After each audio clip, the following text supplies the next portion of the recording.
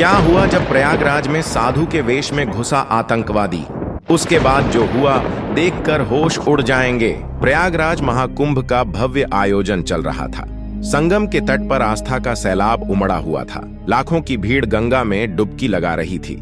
अखाड़ों की चहल पहल और हर तरफ साधु संतों के तंबू लगे थे। लेकिन इस बार इस पवित्र आयोजन के बीच कुछ ऐसा होने वाला था जिसने सभी को हिलाकर रख दिया। सेक्टर 14 के बड़े शिविर में एक दिन सुबह एक नया साधु पहुंचा।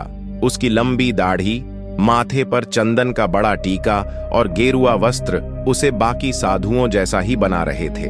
वह धीरे धीरे शिविर के अंदर आया और मुख्य साधु के चरणों में झुक गया। मुख्य साधु ने उसकी ओर देखा और बोले, महात्मा जी, आप कहां से पधारे हैं? नए साधु ने हाथ जोड़ते हुए जवाब दिया, काशी से यहां संगम पर साधना करने की इच्छा थी, इसलिए आ गया। मुख्य साधु ने सिर हिलाते हुए कहा, बहुत अच्छा, यह पवित्र भूमि है, आप यहां आराम से रह सकते हैं। साधु शिविर के एक कोने में बैठ गया। उसने अपने झोले से एक पोटली निकाली, उसमें से चंदन और राख अपनी हथेलियों पर लगाया और ध्यान में बैठ गया। बाकी साधु उसकी ओर ज्यादा ध्यान नहीं दे रहे थे, क्योंकि महाकुंभ में रोजाना ऐसे नए चेहरों का आना जाना आम था। दिन भर वह साधु अन्य संतों के साथ साधारण तरीके से समय बिताता। वह सुबह जल्दी गंगा स्नान करता, दिन भर प्रवचन सुनता और रात होते ही ध्यान में लीन हो जाता। लेकिन रात के समय उसका व्यवहार बदल जाता। किशोर, जो उस शिविर में सेवा का काम करता था, ने पहली बार गौर किया कि यह नया साधु हर रात चुपके से शिविर से बाहर चला जाता है। एक रात किशोर ने देखा कि वह साधु शिविर के पीछे गया और जमीन में कुछ दबा दिया।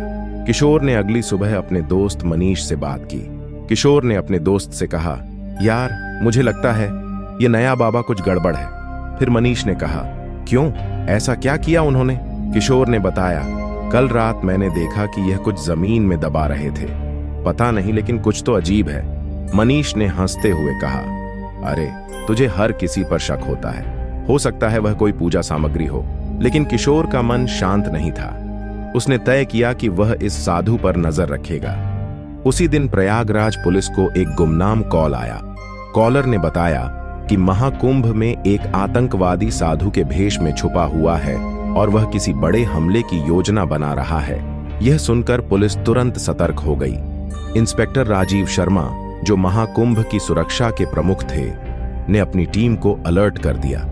इंस्पेक्टर राजीव ने कहा, हमें हर शिविर की जांच करनी होगी, किसी भी संदिग्ध गतिविधि को नजरअंदाज नहीं किया जाएगा, खासकर नए चेहरों पर ध्यान दिया जाएगा। पुलिस ने सभी शिविरों की गुप्त निगरानी शुरू कर दी। इस बीच सेक्टर 14 के शिविर में वह नया साधु सामान्य तरीके से दिन बिता रहा था, लेकिन रात को उसकी हरकतें जारी थीं। एक रात किशोर ने देखा कि साधु झोले से एक कागज और छोटा उपकरण निकाल रहा था। वह झोला लेकर शिविर से बाहर चला गया। किशोर ने साहस जुटाया और उसका पीछा किया। साधु सीधे गंगा घाट के पास गया, जहां उसने एक व्यक्ति से मुलाकात की और दूसरे साधु से कहा, सब कुछ योजना के अनुसार चल रहा है, कोई शक नहीं हुआ है। अनजान व्यक्ति बोला, बहुत अच्छा, बस सही वक्त का इंतजार करो।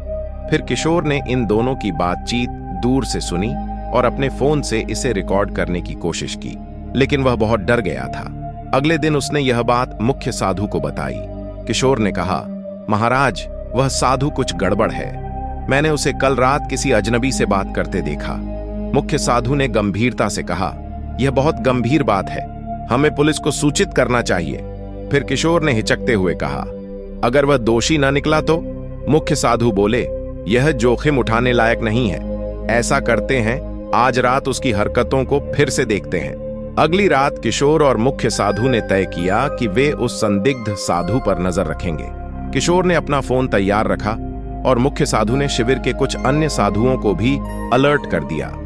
रात का समय था, सब सोने की तैयारी कर रहे थे। साधु फिर से अपनी झोली लेकर शिविर से निकला।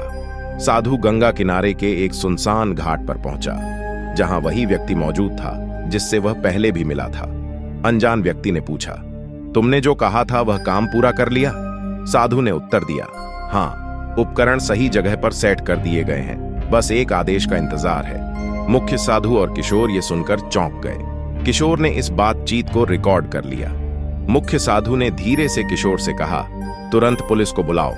किशोर ने पुलिस को कॉल किया और उन्हें सारी जानकारी दी। इंस्पेक्टर राजीव शर्मा और उनकी टीम तुरंत हरकत में आ गई। इंस्पेक्टर राजीव ने कहा, हमें इस संदिग्ध साधु को रंगे हाथों पकड़ना होगा। अगर वह सच में आतंकवादी है तो वह कोई बड़ा खतरा बन सकता है। पुलिस ने घाट की ओर जाने वाले सभी रास्तों को घेर लिया।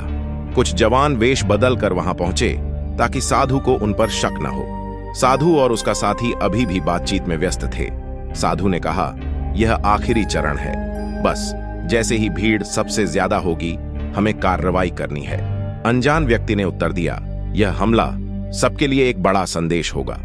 कोई सोच भी नहीं सकता कि महाकुंभ जैसी जगह को निशाना बनाया जा सकता है। पुलिस टीम ने सही समय का इंतजार किया।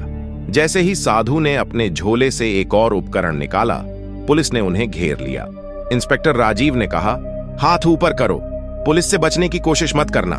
साधु और उसका साथी हड़बड़ा गए। साधु ने भागने की कोशिश की, लेकिन पुलिस ने उसे पकड़ लिया। झोले की तलाशी ली गई तो उसमें विस्फोटक उपकरण और कुछ नक्शे मिले। पुलिस ने तुरंत साधु और उसके साथी को गिरफ्तार कर लिया। पूछताछ में पता चला कि वह एक अंतरराष्ट्रीय आतंकी संगठन का सदस्य था। उसका असली नाम अयूब खान था और वह भारत में कई सालों से छुप कर रह रहा था। इंस्पेक्टर राजीव ने पूछा, तुम्हारा मकसद क्या था? महाकुंभ जैसे पवित्र आयोजन को क्यों निशाना बनाया?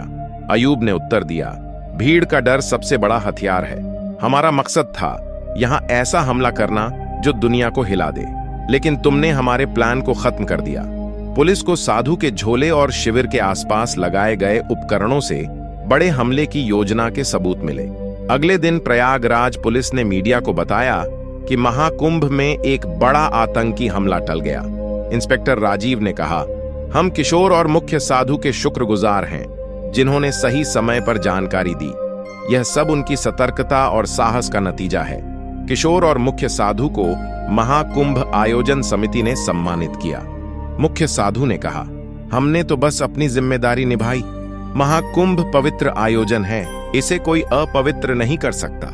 किशोर ने कहा, अगर मैंने उस साधु पर नजर न रखी होती तो शायद कुछ बड़ा हादसा हो जाता। इस घटना ने सभी को सतर्क कर दिया कि आस्था के ऐसे बड़े आयोजनों में सुरक्षा और जागरूकता कितनी महत्वपूर्ण है।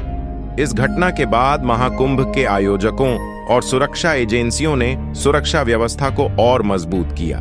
सभी शिविरों में नियमित जांच और निगरानी बढ़ा दी गई ताकि भविष्य में ऐसी किसी भी घटना की पुनरावृत्ति न हो। श्रद्धालुओं को भी सतर्क रहने और किसी भी संदिग्ध गतिविधि की सूचना तुरंत पुलिस को देने की सलाह दी गई। महाकुंभ जैसे विशाल आयोजनों में सुरक्षा चुनौतियां हमेशा रहती हैं, लेकिन प्रशासन और जनता के सहयोग से इन चुनौतियों का सफलतापूर्वक सामना किया जा सकता है। इस घटना ने यह साबित कर दिया कि सतर्कता और सामूहिक प्रयासों से बड़े खतरे को टाला जा सकता है। प्रिय दर्शकों, यदि आपको हमारा कंटेंट पसंद आया है और आप ऐसी ही और कहानियां सुनना चाहते हैं तो कृपया हमारे चैनल को सब्सक्राइब करें। आपके सब्सक्रिप्शन से हमें प्रेरणा मिलती है और हम आपके लिए और भी रोचक कहानियां ला सकते हैं। साथ ही नए वीडियो की सूचना पाने के लिए बेल आइकन दबाना न भूलें। धन्यवाद। हर हर महादेव।